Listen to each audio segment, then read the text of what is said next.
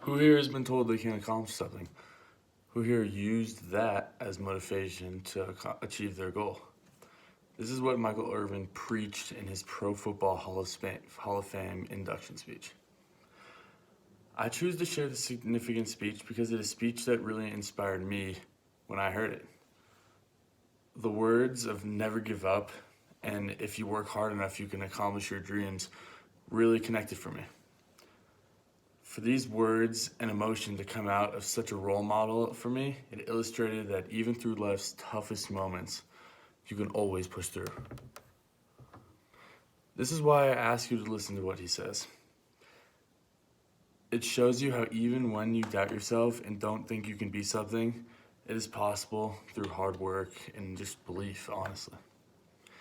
He talks about the peaks and valleys of life and how you can become a victim to them or continue to stay level and keep your head up. So when you listen to this excerpt, imagine what stands in front of you in life and start to gain the motivation and belief it takes to get past those obstacles. Michael Irvin was a very talented receiver on the Dallas Cowboys NFL team at the peak of their franchise. Irvin was one of the best to ever do it. He accumulated over 750 receptions for 11,904 yards over his career. He gave this speech long after his career was over and he was being inducted into the Pro Football Hall of Fame in Canton, Ohio, which is the top award in football. The crowd was lively and excited to hear what Irvin had to say after all those years of waiting to be inducted, and no one knew what to expect. This speech was significant because Irvin truly opened up to the world like never before. He showed emotion and gave inspiration to the audience. And here is the excerpt by Michael Irvin. You see, the game flexed its greatest muscle that day, the ability to heal. I experienced a football game that contributed to the healing of a city. So don't tell me it's just a game. You know, the Bible speaks of a healing place. It's called a threshing floor. The threshing floor is where you take your greatest fear and you pray for help from your great God. I want to share something with you today. I have two sons. Michael, he's 10, and Elijah, he's 8. Michael and Elijah, could you guys stand up for me? That's my heart right there. That's my heart. When I am on that threshing floor, I pray. I say, God, I have my struggles, and I have made some bad decisions. But whatever you do, don't let me mess this up. I say, please help me raise them for some young lady so that they can be a better husband than I.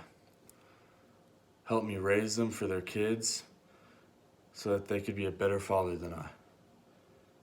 And I tell you guys to always do the right thing so you can be a better role model than your dad. I sat right here where you are last year and watched the class of 2006. Troy Aikman, Warren Moon, Harry Carson, Rayfield Wright, John Madden, and the late great Reggie White, represented by his wife Sarah White. And I said, wow, that's what a Hall of Famer is. Certainly, I am not that. I doubted I would ever have the chance to stand before you today.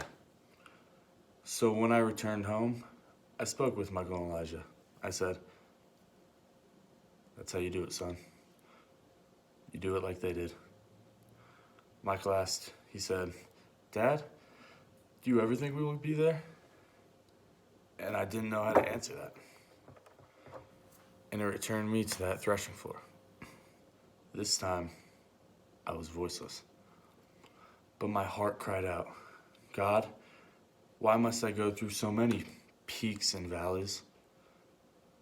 I wanted to stand in front of my boys and say, do it like your dad, like any proud dad would want to. Why must I go through so much? At that moment, a voice came over me and said, look up, get up, and don't ever give up. You tell everyone or anyone that has ever doubted, thought they did not measure up, or wanted to quit. You tell them to look up, get up, and don't ever give up. Thank you, and may God bless you. This speech was very significant at the time because it displayed the struggle and rise of one of the best players of all time. He opened up to the public and audience like never before, saying how he doubted himself through his entire life. But in the end, he became what he always dreamt of. While telling us this, he gave off great inspiration to the world, showing us that even when someone is at their lowest points, there's always a way up, and never give up. I hope you listen to this speech. When you listen to this speech, something inside you said that no matter what life throws at you, to get up and never give up. Thank you.